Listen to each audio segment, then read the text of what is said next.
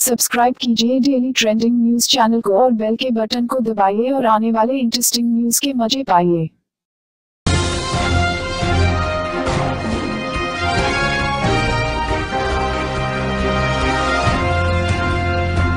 आठ नवंबर 2016 को केंद्र सरकार ने नोटबंदी का अहम ऐलान करते हुए संचार में कुल 86% करेंसी को अमान्य घोषित कर दिया।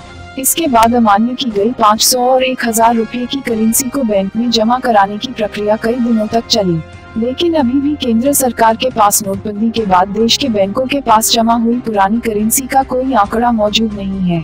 संसद की समिति नोटबंदी को लेकर अपनी रिपोर्ट संसद के आसन मानसून सत्र में पेश करेगी और नोटबंदी के मुद्दे पर रिजर्व बैंक के गवर्नर को अब और नहीं बुलाया जाएगा।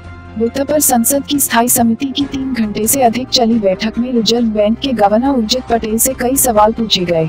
इन सवालों में भी सबसे अहम सवाल बैंकों में जमा हुई पुरानी करेंसी की संख्या को लेकर उठा, लेकिन एक बार फिर रिजर्व बैंक के गवर्नर इस सवाल का जवाब यह देते हुए टाल गए कि उनके पास फिलहाल आंकड़ा नहीं है, क्योंकि जमा हुई प्रतिबंधित करेंसी को गिनने का काम अभी भी जारी है।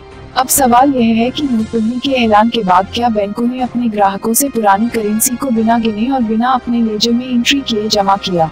यदि ऐसा नहीं है तो क्यों केंद्रीय बैंक देश के सभी बैंकों से उनके लेजर आंकड़ों को नहीं एकत्र कर पाया, जिससे साफ साफ बताया जा सके कि 8 नवंबर के बाद देश में पुरानी करेंसी की कितनी संख्या बैंक में वापस आ चुकी है?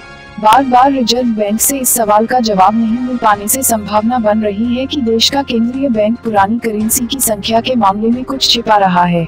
शायद वो नोटबंदी का सबसे बड़ा झूठ है, जिसके सामने आने के बाद न सिर्फ रिजर्व बैंक बल्कि मोदी सरकार की किरकिरी होनी तय है। यही वजह है कि इसे छुपाया जा रहा है।